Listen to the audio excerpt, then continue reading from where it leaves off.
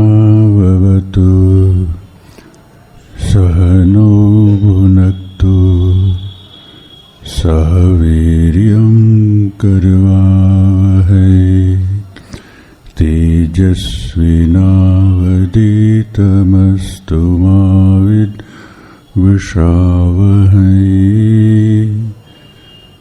ओम शांति शांति शांति। आज तो बहुत लोग कुंभ मेला में चले गए हैं, मगर अभी तो हम लोग किताब के अंतिम पड़ाव में आ रहे हैं। आज और इसके बाद में एक और क्लास होगा। अद्वैत वेदांत जानने के लिए जो प्रिपरेशन होना चाहिए मन का और ज्ञान का, ये पूरा एक किताब में समझा दिया गया। गत बार हम लोगों ने चर्चा की थी, जो एक दृष्टि से कहें तो वह चरम शिखर की चर्चा थी, क्योंकि पूरी वेदांत चर्चा का समापन आता है तत्त्वमसि, वह तुम हो। अभी वह तुम हो, उसमें क्या क्या ग्रामेटिकल कुछ समस्याएं आती हैं, ये सब समझा करके संक्षेप में सरल जितना हो सके इतने ढंग से, और उसमें समझाया था तत्त्वमसि का अर्थ होता है मैं जीवात्मा, जिसको प्राज्ञ बोलते हैं, अज्ञान उपहित चैतन्य,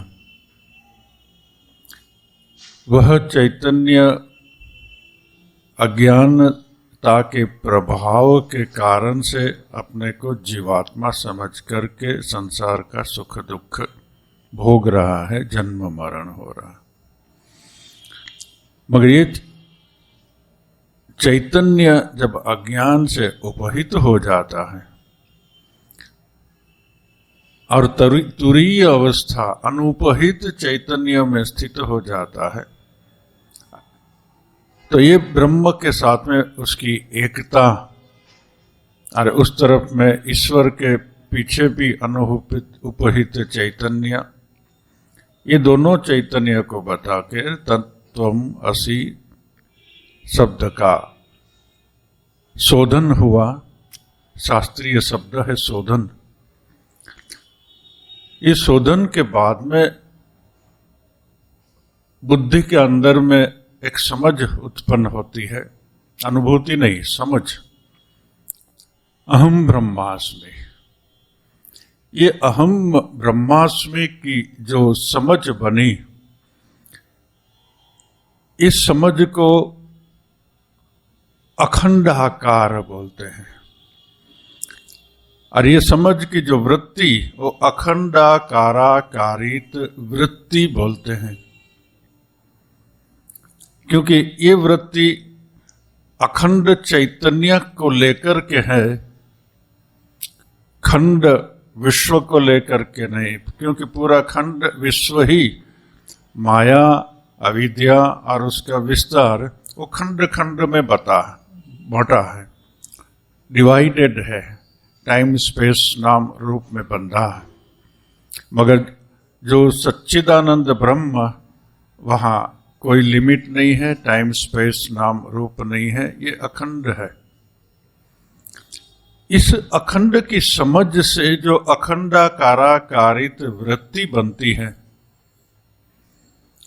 वह वृत्ति का एक अद्भुत परिणाम आता है। ऐसे तो शास्त्रों में कहा है, अवांग मनस गोचर, ब्रह्म तो मन और वाणी से परे है, विचारों से और वृत्तियों से परे है। तो अगर मैं अखंडाकाराकारित वृत्ति करूं तो भी यह तो एक वृत्ति ही है। तो उस वृत्ति की क्या विशेषता है वो चर्चा हमने कर ली है वेदांत के आधार पे ही, एक इस पुस्तक के आधार से। खंडित संसार से जो भी वृत्ति बनती है उस वृत्ति से ब्रह्म प्रकाश नहीं खुलता है, मगर जब अखंडाकाराकारित वृत्ति होती है तो उस वृत्ति का फोकस निम्नगामी नहीं है, मगर उनका फोकस और वृत्ति का जो फोकस ट्यूबलाइट का जैसे फोकस होता है, बाहर में फोकस करो और सामने में फोकस करो। तो ये ब्रह्म की चिंता से जो अखंडाकाराकारित वृत्ति बनी, उस वृत्ति का एक विशेष शक्ति है। जब वह वृत्ति बनती है और उसमें मन समाधि में स्थित हो जाता है तो वह वृत्ति अविद्या को विलय कर देती है, और अविद्या का जब विलय हो जाता है तो ब्रह्म का प्रकाश अपने आप में हो जाता है। ये अत्यंत महत्वपूर्ण वेदांत की बात है कि ब्रह्म को कैसे जाने। ये अखंडाकाराकारित वृत्ति के द्वारा ब्रह्म को जाना जा सकता है।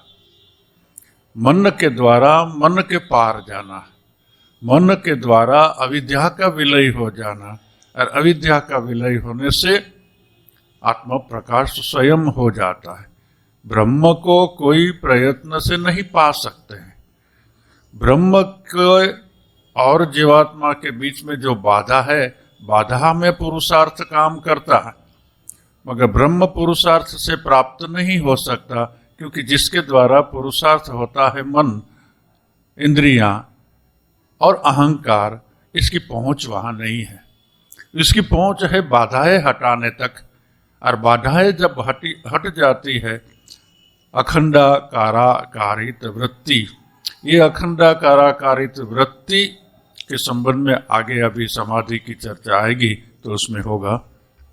अब ये पाने की दूसरी विधि, जिसमें ये विधि भी इंक्लूड हो जाएगी आगे जाके, वेदांत को जानने का उपाय है श्रवण मनन निधिध्यासन। इसमें श्रवण के संबंध में गत बार हम लोग चर्चा कर लिया। श्रवण के जो षडंग है, षडंग के संबंध में चर्चा कर ली। आज मनन की बात, मनन तथा निधिध्यासन। 111 111। मननम तु श्रुतस्य अद्वितीय वस्तुनो वेदांत अनुराग युक्ति भी अनवरतम अनुचिंतयम। ये मनन, जैसे हम कोई दूसरे विषयों को मनन करें, मैथमेटिक्स की चिंता करे, या कोई प्लानिंग का मनन करे, या ईश्वर का भी मनन करे, कोई भी लीला चिंतन का भी मनन करे, यहाँ ऐसा कोई मनन की बात वेदांत नहीं करता है। वेदांत का मनन वो विशेष एक प्रक्रिया है, क्योंकि पूरा वेदांत का इतना ही उद्देश्य होता है कि हमारे मन की जो 3 फैकल्टी है, एक तो श्रवण करना, जिससे मन के अंदर में इंफॉर्मेशन इम्प्रिंट हो जाती है, फिर जो इंफॉर्मेशन इम्प्रिंट हमारे मन के अंदर में हो गई उसको स्पष्ट करने के लिए बार बार उसका विचार करना है, और उस विचार में जो अनुकूल युक्तियां है वह अनुकूल उक्तियों से विषय को स्पष्ट करना है। ये जो अनवरत चिंतन, इसको वेदांत में मनन बोलते हैं। विशेष अर्थ में मनन शब्द का यहाँ उपयोग किया गया है। अनुवाद है वेदांत के अनुकूल युक्तियों द्वारा। फिर ब्रैकेट में यहाँ ट्रांसलेशन में दिया है, आचार्य से सुनी हुई अद्वैय ब्रह्म वस्तु का निरंतर अनुचिंतन को मनन बोलते हैं। ड्राई तर्क, ड्राई लॉजिक को यहाँ कोई स्थान नहीं है। ऐसे वेदांत को समझाने के लिए तर्क शास्त्र और न्याय शास्त्र का उपयोग है, मगर न्याय शास्त्र से कभी पहुंचते हैं ऐसी बात नहीं बनती है। इसलिए यहाँ ऐसी ही तर्क प्रणाली लेनी है जो अद्वैय ब्रह्म के अनुकूल हो, आचार्य से और वेदांत की युक्तियों के द्वारा सुनी हुई अद्वैय ब्रह्म वस्तु का निरंतर अनुचिंतन करने वाला जो मानसिक प्रयत्न, उसको अभी तर्क की सीमा क्या है, आप तर्क करते ही जाइए, तर्क से कभी सत्य वस्तु की प्रतिष्ठा नहीं होती। नैसा तर्केण मतिरापनया, ऐसा उपनिषद में लिखा हुआ भी है। जिसकी तर्क करने की शक्ति बलवान, वो अपना पक्ष को सिद्ध करते हैं। कोई एक स्वामी जी मुझको इसके लिए तर्क का एक सुंदर उदाहरण स्टोरी जैसा भेजा है, इंटरेस्टिंग है कि तर्क कैसे कहीं नहीं ले जाता। उसमें एक अमेरिकन युवक जो लॉजिक में पीएचडी करके भारत में आया और गुरु के पास में गया। गुरु को बोला कि मैं तो पीएचडी कर लिया हूँ, लॉजिक कर लिया हूँ, फिलोसॉफी भी मेरा हो गया है, अभी मैं वेदांत को जानना चाहता हूँ। तो बोले खाली लॉजिक से वेदांत नहीं जाना जा सकता है। वेदांत को जानने के लिए, वेदांत माने ब्रह्मानुभूति का मार्ग, तो उसमें एक विशेष आवश्यकता रहती है, अधिकारित्व अर्जन करना पड़ता है। अच्छा तुम तर्क सीखा है, अच्छा तो मुझको बताओ। 2 आंगुली ऐसे करते हैं। 2 लोग एक चिमनी में उतरे, चिमनी सफा करके बाहर में आए तो एक व्यक्ति का मुख काला हो गया था, अंदर में जो काली रहती है, और एक व्यक्ति का मुख क्लीन था। अभी ये दोनों में से कौन अपना मुख को धोएगा? तो सिंपल लॉजिक है, जिसका काला मुख है वही धोएगा। तो उसने बोला ना, काला मुख है वही धोएगा। बोला नहीं, क्योंकि दोनों जब बाहर में आया तो काला मुख वाला को तो ये नहीं मालूम है कि मेरा मुख काला है, मगर जिसका क्लीन मुख था उसने काला मुख वाला को देखा, इसलिए उसको लगा मेरा भी मुख काला होगा, तो उसने अपना मुख धो लिया। बोले वो so simple thing I could not understand.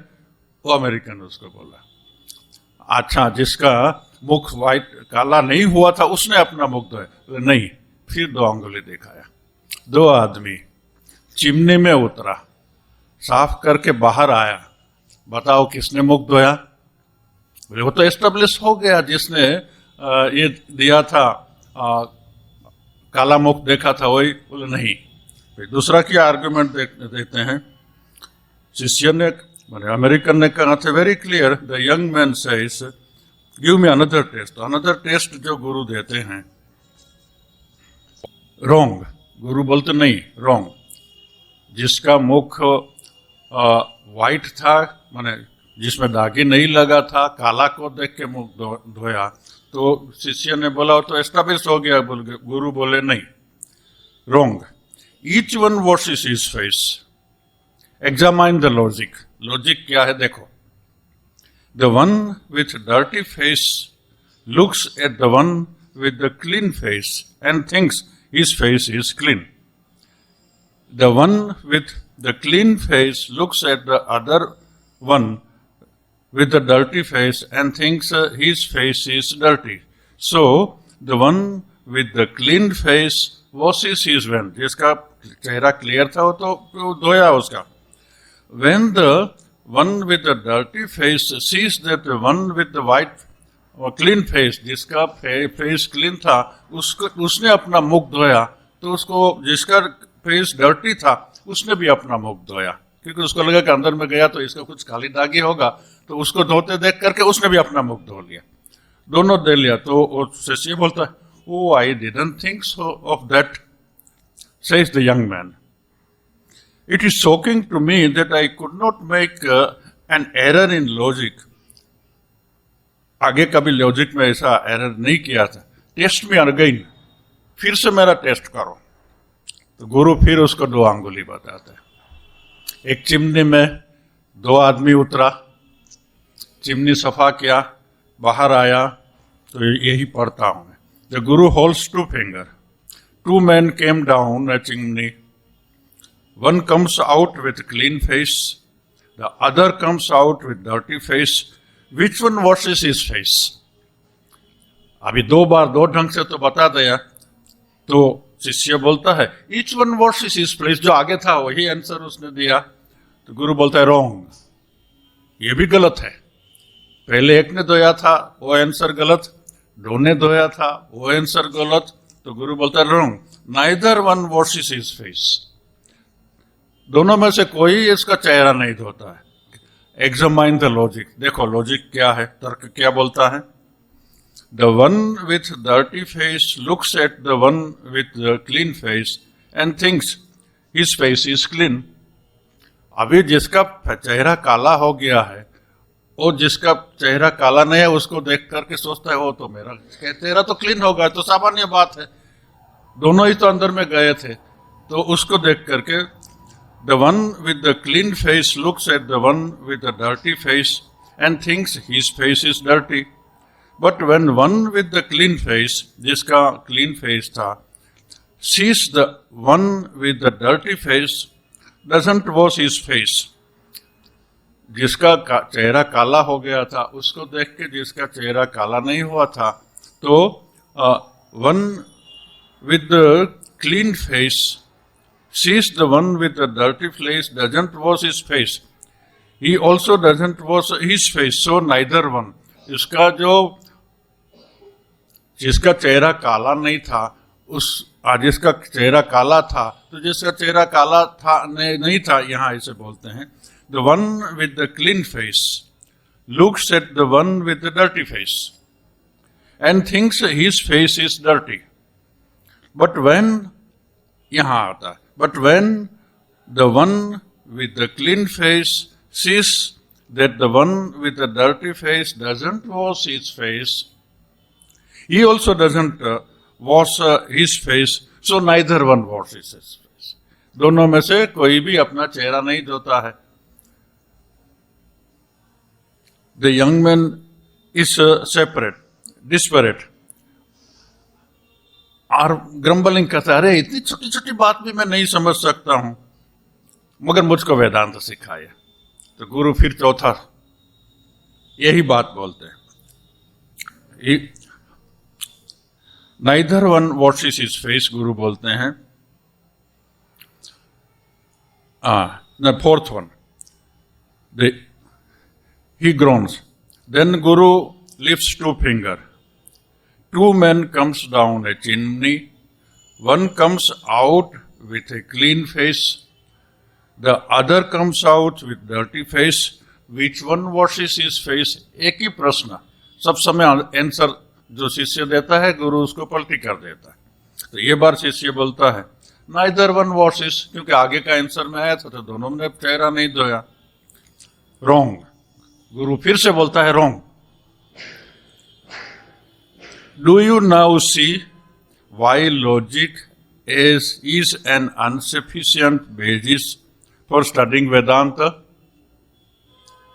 Tell me, how is it possible for 2 men to come down the same chimney and for one to come out with a clean face and the other with dirty face? Chimney में जब 2 आदमी उतरा और प्रश्न था जो एक का चेहरा क्लीन है और एक का काला है, अभी तो मुझको बताओ जो दोनों साफ करने को गया, अंदर में तो काला ही तो उड़ ही रही थी, एक का चेहरा क्लीन हो गया और एक का काला हो गया, वो कैसे हो सकता है? तो comes out with chimney and one comes out with a clean face and the other with a dirty face. Don't you see? The whole question is nonsense, foolishness. And if you spend your whole life in trying to answer the foolish questions, all your answers will be foolish too. That is why having wisdom is more important than having logic. यहाँ जो सिखा रहे हैं वो wisdom सिखा रहे हैं and logic नहीं सिखा रहे हैं।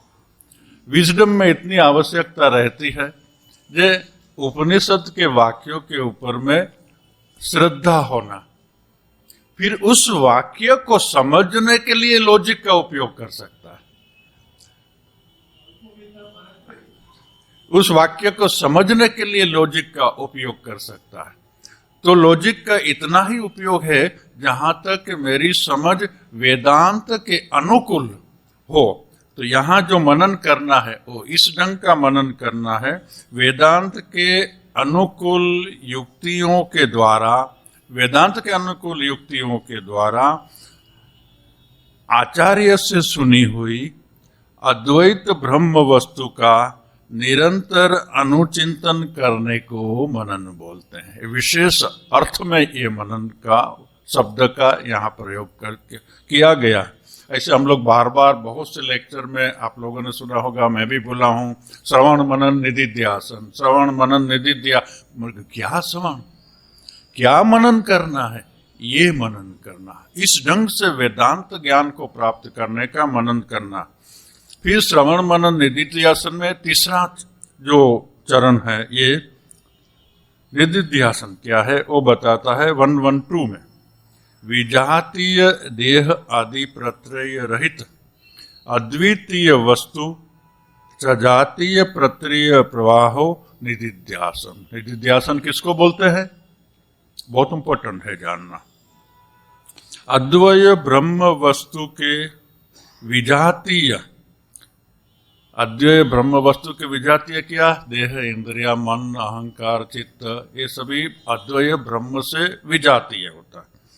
अद्वय ब्रह्म वस्तु के विजातीय विपरीत देह, मन आदि की वृत्तियों से रहित उस ब्रह्म के सजातीय समान वृत्तियों के प्रवाह को निधिध्यासन बोलते हैं। आगे हम लोग समझाया था कि मैं शरीर नहीं हूँ, प्राणमय शरीर नहीं, मनोमय शरीर नहीं, विज्ञानमय शरीर नहीं, इवन आनंदमय शरीर नहीं, ये सबको देखने वाला मैं साक्षी, मैं अद्वय ब्रह्म हूँ। ये अद्वय ब्रह्म की जब वृत्ति बन जाए और उसमें भी जब अखंडाकाराकारित वृत्ति बन जाए, उस वृत्ति में स्थित होना वो निधिध्यासन है। अब ये निधिध्यासन होने से समाधि लग जाती है। वो समाधि कैसी? कितनी प्रकार की समाधि वेदांत में मानते हैं। समाधि का स्वरूप और भेद। समाधि द्विविध, दो तरह की समाधि है। सविकल्पको निर्विकल्पकः च इति। सविकल्प समाधि है और निर्विकल्प समाधि है। अच्छा, सविकल्प समाधि क्या है? किसको सविकल्प समाधि बोलते हैं? तत्र सविकल्प को नाम ज्ञात्री ज्ञान आदि विकल्प लय अनपेक्षया अद्वितीय वस्तुनि तद आकार आकारितायाः चित्तवृत्तेः अवस्थानम।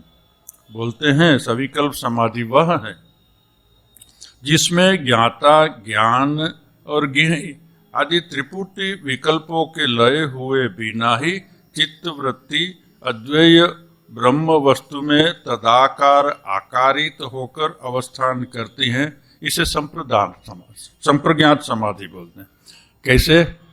जैसे मैं ब्रह्म का ध्यान कर रहा हूं, अखंडाकाराकारित वृत्ति माने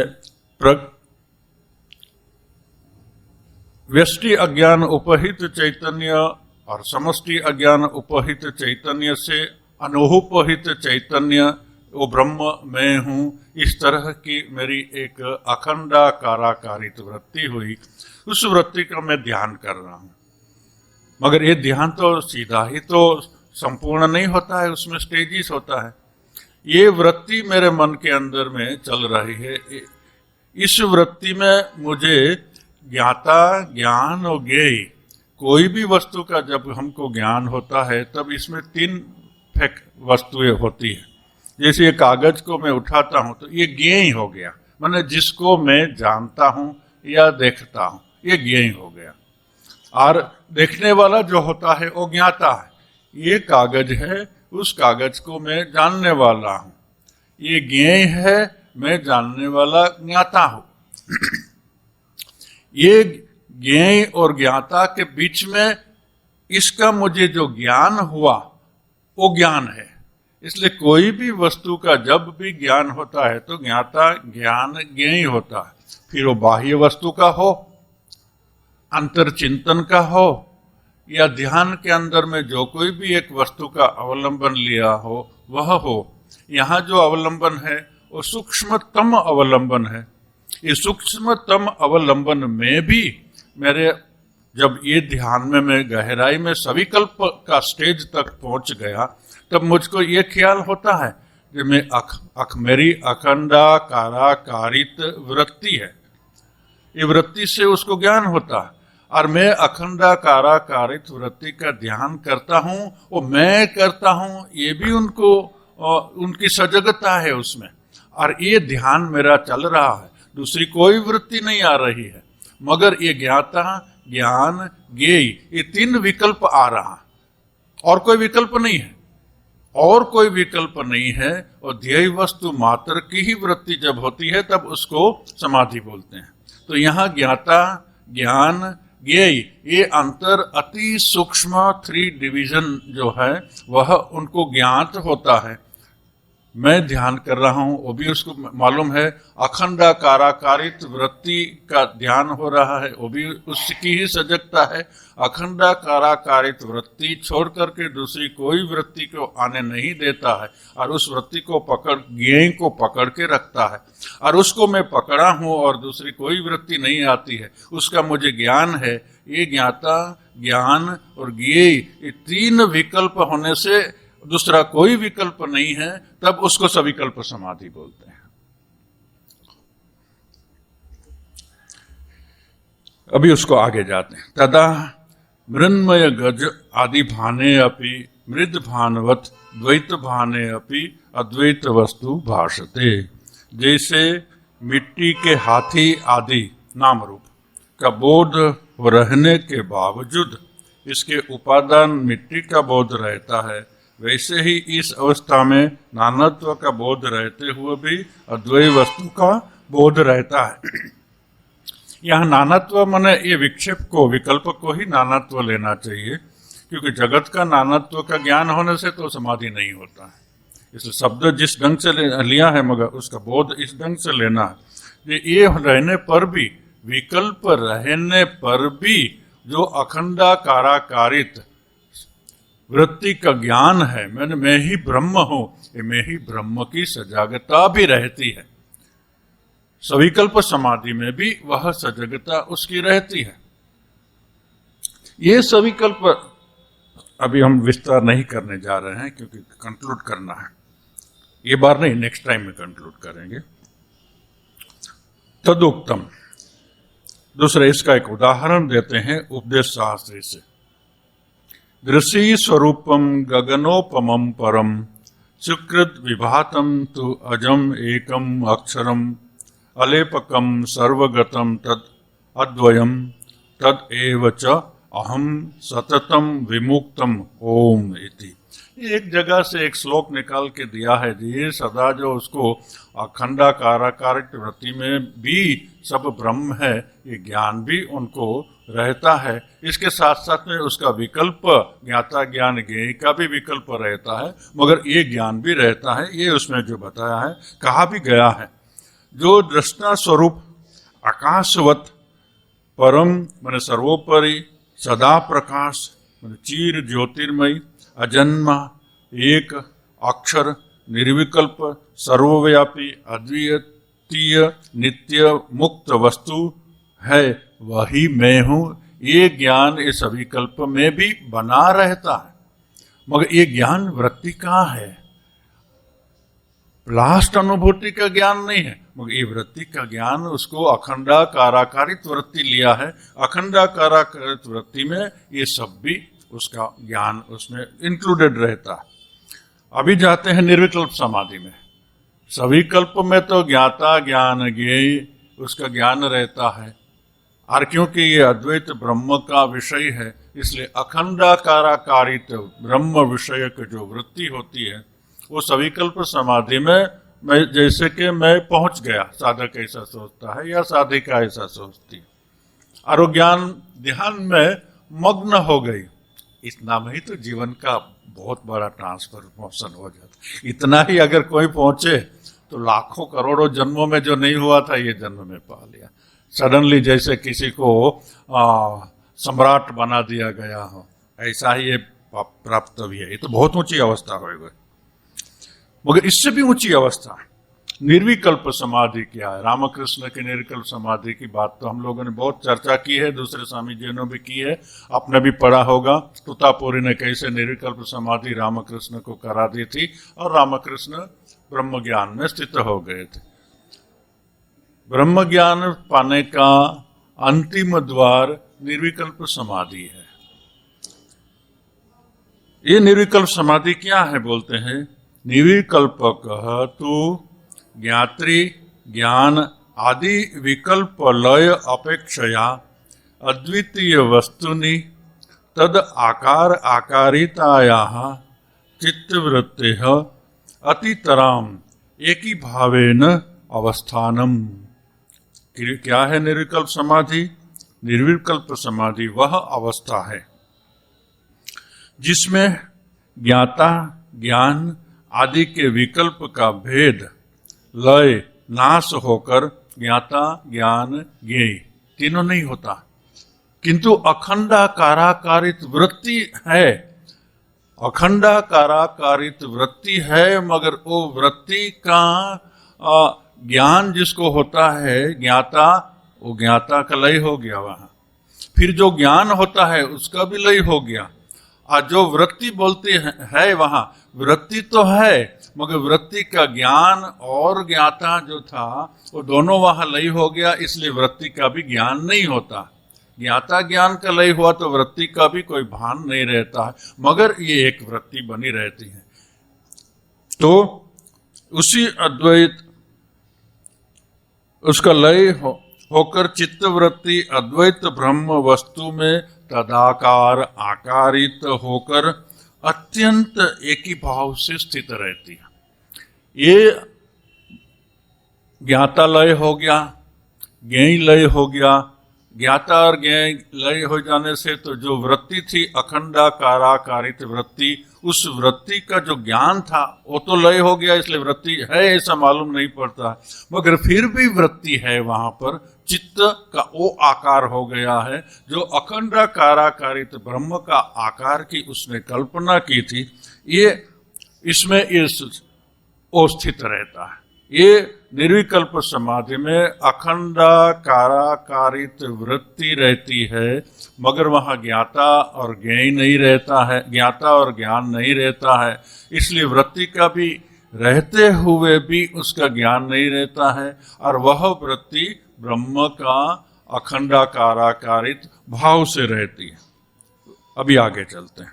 तदा तो जला, तब कैसा मन की अवस्था कैसी होती है वो बताते। तदा तो जलाकार आकारित लवण अनवभाषेन जलमात्र अवभासवत अद्वितीय वस्तु आकार आकारित चित्तवृत्ति अनवभासेन अद्वितीय वस्तु मात्रम अवभासते। क्या होता है उस समय में? वो वृत्ति जब सदाकाराकारित है और ज्ञाता नहीं है, ज्ञान नहीं है, तो क्या होता है? वो वृत्ति कैसी होती है? वो वृत्ति का स्वरूप यहां बताते हैं। तब जिस प्रकार जलाकार में बना हुआ नमक अदृश्य होकर केवल जलमात्र ही भाषित होता है। ठाकुर का उदाहरण, नूनेर पुतुल जो समुद्र गंभीरता माप करने को गया तो समुद्र से मिल गया।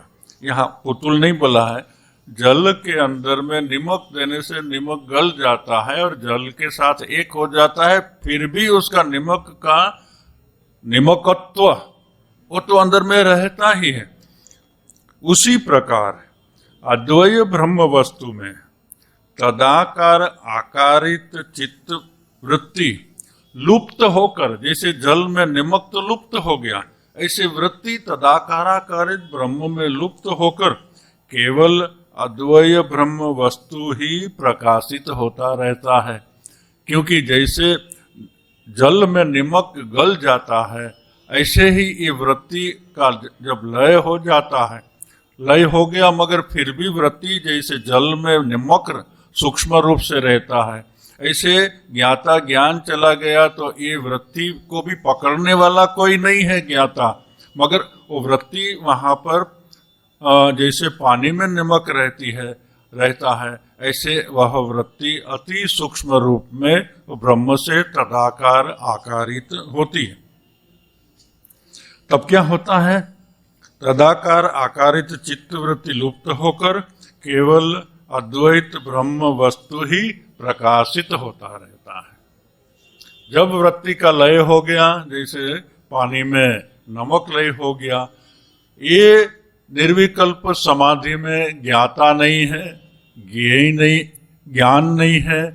ज्ञेय वृत्ति का जल में नमक के जैसा ब्रह्म का भाव में विलय हो गया, तब मन विलय हो गया, तब मान लेना है कि अविद्या भी विलय हो गया, तब ब्रह्म का प्रकाश प्रकाशित होता है, ब्रह्म ज्ञान हो जाता है। अभी ऐसी अगर बात है, मन का लय हो जाने से अगर ब्रह्म ज्ञान होता है तो मैं रोज निद्रा में जाता हूं, निद्रा में भी तो मन का लय हो जाता है, मगर निद्रा से जब बाहर आता हूं तो क्यों मुझे ज्ञान नहीं होता है? ये बात को लेकर के समाधि और निद्रा का कंपैरिजन करते हैं। ततः च अस्य सुसुप्ते च अभेद शंका न भवति, उभयत्र वृत्ति अभाने समाने अपि तत् सद्भाव असद्भाव मात्रेण अनयोः भेद उपपत्ते।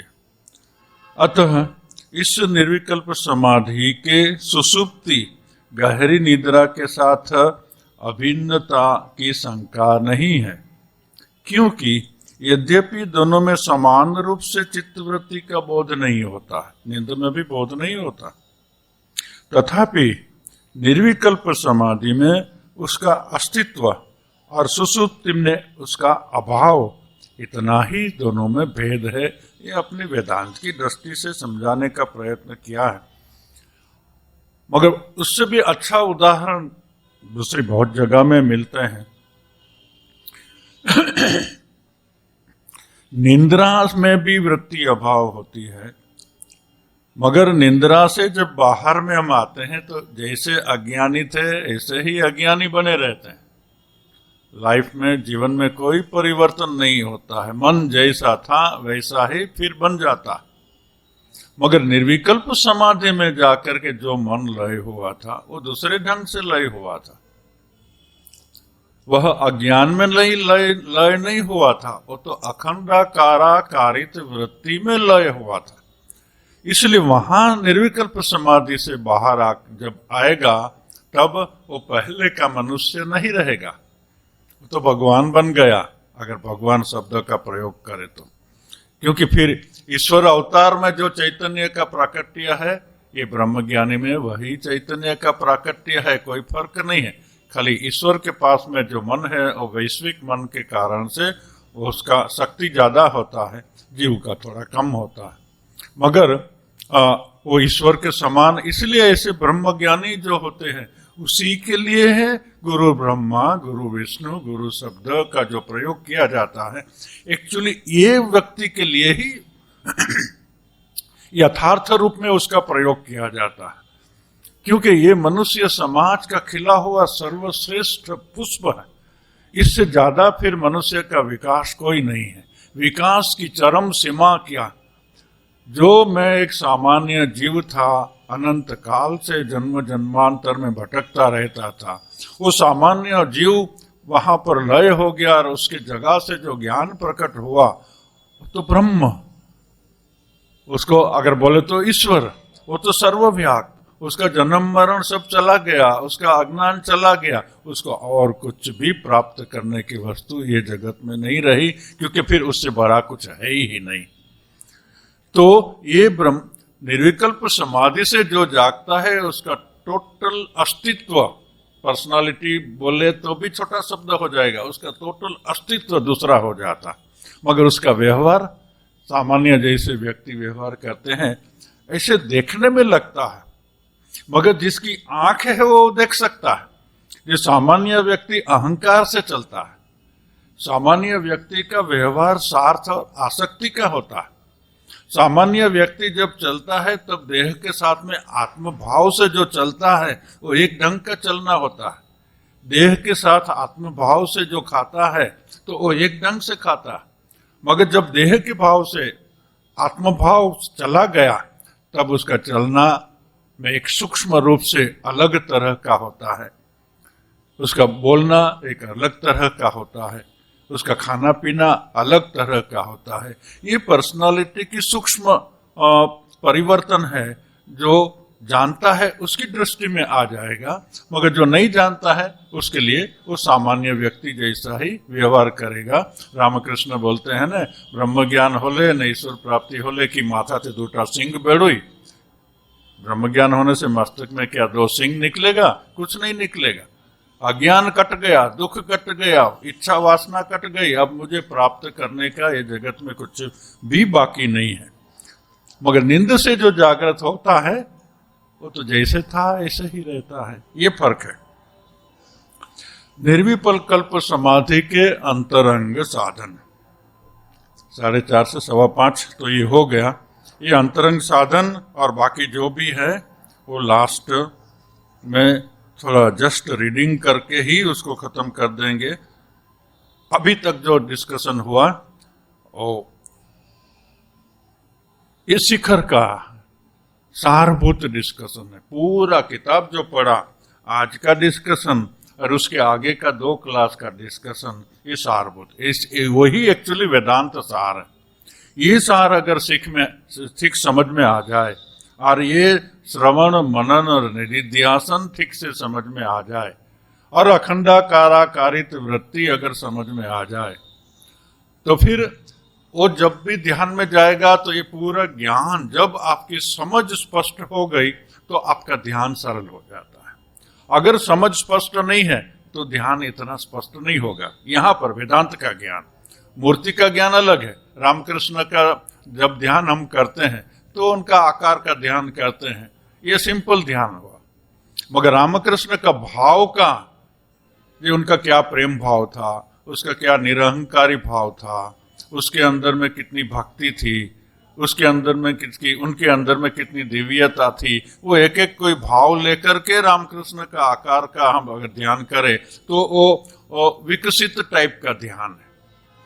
और फिर उससे भी विकसित टाइप का रामकृष्ण का ध्यान करें तो ये जो रामकृष्ण रूपी आकार हम लोग देखते हैं, ये जैसे कि एक विंडो है, जो विंडो से हम लोग ब्रह्म का दर्शन कर सकते हैं। ऐसे ही रामकृष्ण रूपी जो आकार, वहाँ अहंकार नहीं है। रामकृष्ण बोलते थे अमर मुदे अमी अमर खुजे पाच्छी ना।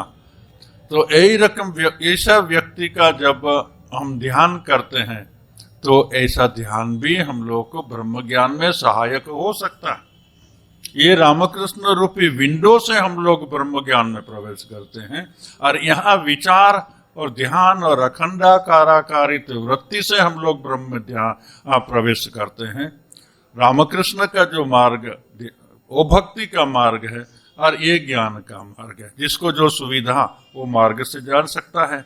मगर ये ज्ञान अगर नहीं है वेदांत का तो रामकृष्ण रूपी फ्रेम विंडो से पर का जो ज्ञान ब्रह्म वो ठीक स्पष्ट नहीं होगा।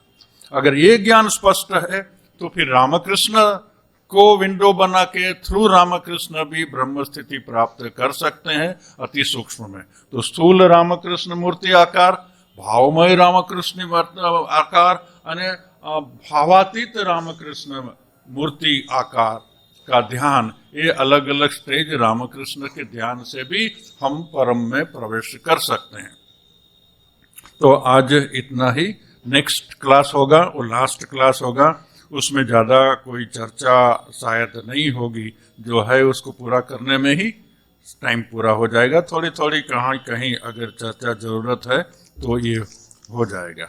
निर्विकल्प समाधि तक की चर्चा हो गई, इसके बाद में तो जीवन मुक्त की अवस्था की बात है। इसके बीच में यम नियम इत्यादि पातंजलि योग सूत्र से लिया है। एक्चुअली ये पुस्तक का वो सब्जेक्ट नहीं है, फिर भी सदानंद ने उनको यहाँ ले लिया।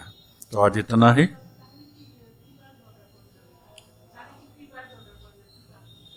कृपा, कृपा से भी होता है, हाँ कृपा से भी होता है। कृपा से दर्शन तो मैं, क्योंकि मैं सुनता हूं कम।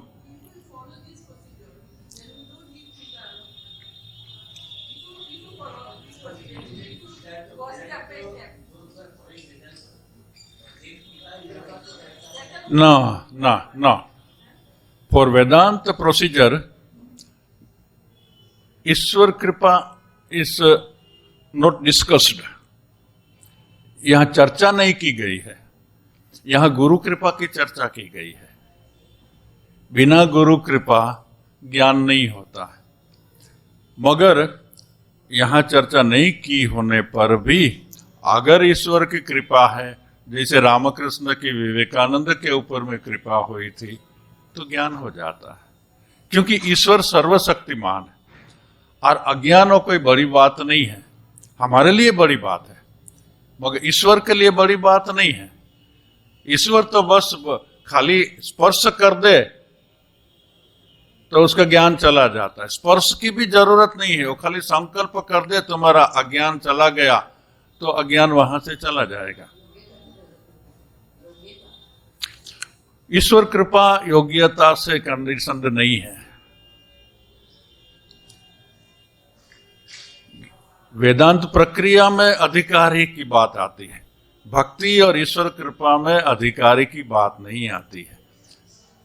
ईश्वर कृपा किसी के भी ऊपर में होती है।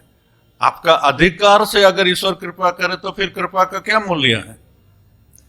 आपका अधिकार ना हो तो भी अगर ईश्वर कृपा करे तो सब कुछ हो सकता है।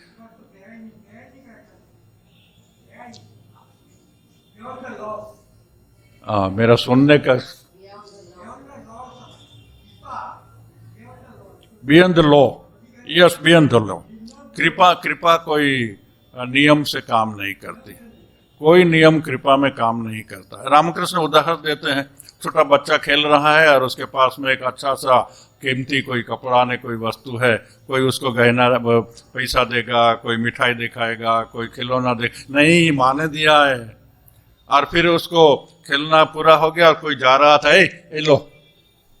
कौन किसके ऊपर में ईश्वर कृपा कर देगा उसकी कोई ये नहीं है। इसलिए कृपा वो अधिकारी सापेक्ष नहीं है। कृपा आना तो अधिकारी निरपेक्ष है।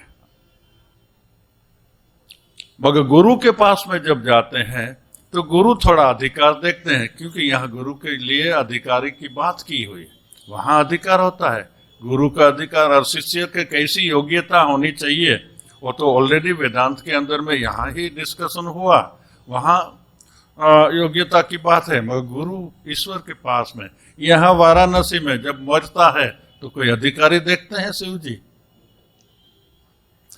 कोई अधिकारी पापी से पापी होने पर भी यहाँ मरेगा तो उसकी मुक्ति हो जाएगी। ईश्वर के लिए मुक्ति देना वो कोई बड़ी बात नहीं है। हमारे लिए मुक्ति पाना बहुत बड़ी बात है। जगत में सबसे कठिनतम अगर कोई वस्तु प्राप्त करना और कोई कार्य कठिन हो तो ये आत्मज्ञान पाना। मगर ईश्वर के लिए उसमें कोई कठिनता नहीं है, वो तो ऐसे ही दे सकते हैं। यहाँ तो देते हैं, असंख्य जंतु जीव को यहाँ से मुक्त करते हैं। इसलिए वहां तो शिव जी तो कृपा अधिकारी देखने को नहीं जाते हैं कि तुम्हारा कैसा अधिकार है तब मैं तुम पे कृपा करूंगा, सब पे हो जाती है। मगर जिसका भाग्य है वही यहाँ आ सकते हैं और यहाँ आके मरेंगे। जिसका भाग्य नहीं है तो फिर बाहर में जाकर भी मरेगा। अभी कौन कितने जन्मांतरों में कैसा किसका अर्जन हो गया है टाइम आ गया है, तो यहाँ आ जाते हैं।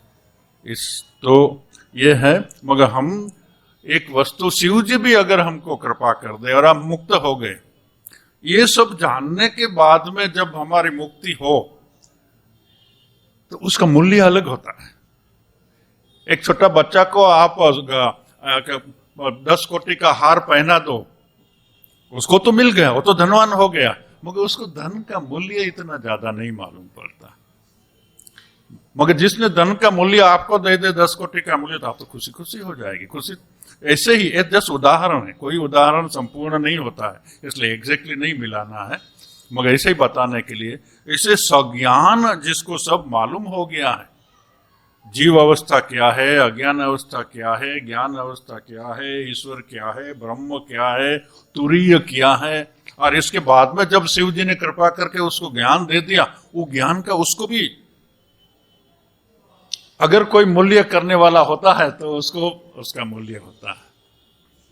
इसलिए ये सब जानना तो वहां जरूरी है। इसलिए काशी तो अनादिकाल से ही ज्ञान की नगरी रही है, यहाँ तो ज्ञान सिखाया ही जाता है। तो यहाँ हम वही ज्ञान सीखते हैं जो शिव जी हमको देना चाहते हैं। तो आज इतना ही, नेक्स्ट में पूरा करेंगे। इसके बाद में आरती के ऊपर में हम लोग व्याख्या आरंभ करेंगे।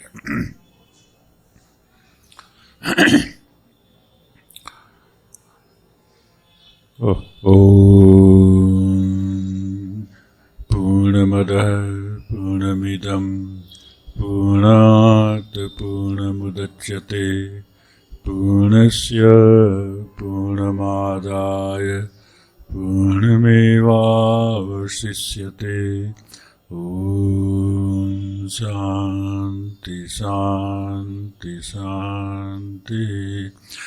हरि ओम तत्सत्।